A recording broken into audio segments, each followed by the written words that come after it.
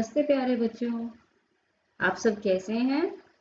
आशा करती हूँ आप सभी कुशल होंगे और घर रहकर अपनी पढ़ाई कर रहे होंगे। तो बच्चों, पिछली वीडियो में हमने बात की थी गुरुदेव रविंद्रनाथ टैगोर जी की कविता देश की माटी के बारे में।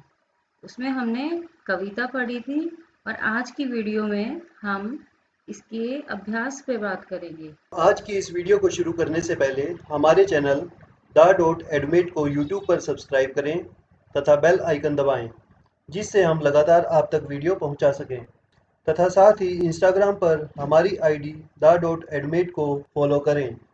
तो चलिए शुरू करते हैं कठिन शब्द से। हमारा पहला कठिन शब्द है तन। तन का मतलब होता है शरीर, हमारा शरीर।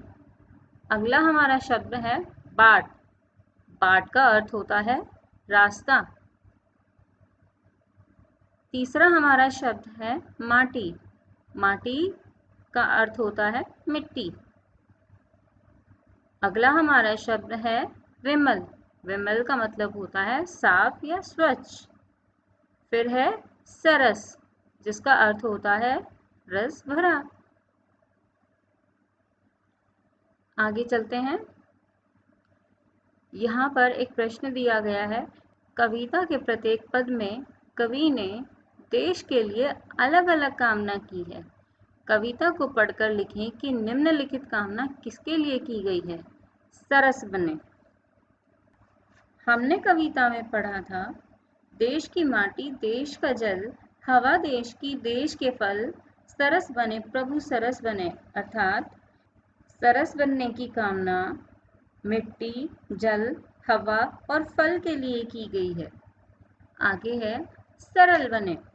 हमने कविता में पढ़ा था देश के घर और देश के घाट, देश के वन और देश के बाट, सरल बने प्रभु सरल बने। तो यहाँ सरल बनने की कामना घर, घाट, वन और बाट के लिए की गई है। फिर आता है विमल बने। हमने पढ़ा है देश के तन और देश के मन, देश के घर के भाई बहन, विमल बने प्रभु विमल बने। तो यहाँ विमल बनने की कामना तन, मन, घर और भाई बहन के लिए की गई है। आगे दिया है कविता के रचनाकार का नाम लिखें। तो मैंने आपको बताया था कि कविता के रचनाकार हैं गुरुदेव रविंद्रनाथ टैगोर। तो चलिए प्रश्न उत्तर की ओर आगे बढ़ते हैं। हमारा पहला प्रश्न है इस कविता को आप क्या नाम देना चाहेंगे? तो बताओ बच्चों, आपके अनुसार इस कविता का क्या नाम होना चाहिए? इस कविता को हम नाम देंगे मेरा देश। अगला प्रश्न है यदि आपको प्रभु से कोई 3 चीजें मांगने को कहा जाए तो आप कौन सी 3 चीजें मांगेंगे?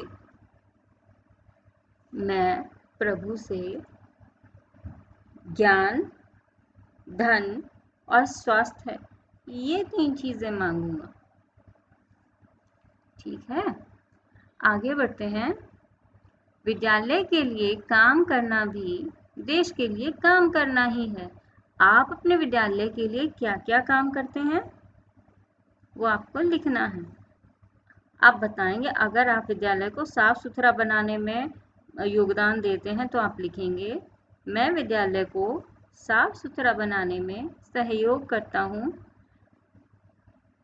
अगला है मैं शाम पट पर प्रतिदिन सुविचार लिखता हूँ। मैं बगीचे में पानी डालता हूँ।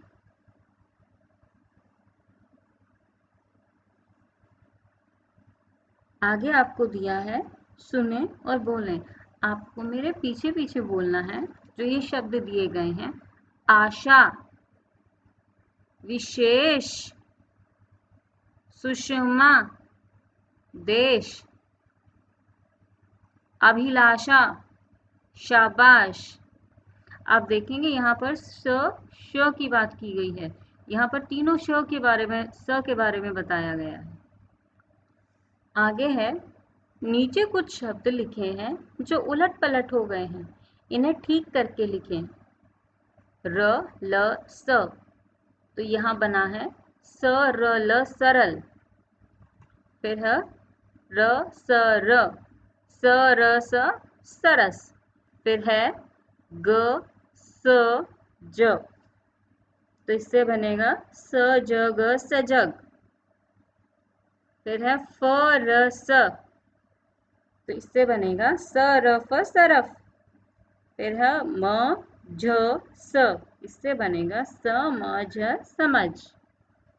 फिर है ल फ स, इससे बनेगा स फ ल सफल। ब स ल, स ब ल सबल। म क ल, क म ल कमल। आगे चले, घाट और बाट में तुकबंदी है। नीचे दिए शब्दों की तुकबंदी करते हुए दो दो शब्द लिखें। तो तुकबंदी होता है तुक बनाना। एक जैसे आवाज वाले शब्दों को हमें यहाँ पर बनाना है। जैसे घाट के साथ हम लिख सकते हैं खाट, टाट, बाट। फिर है तन, तन के साथ हम लिख सकते हैं मन और धन।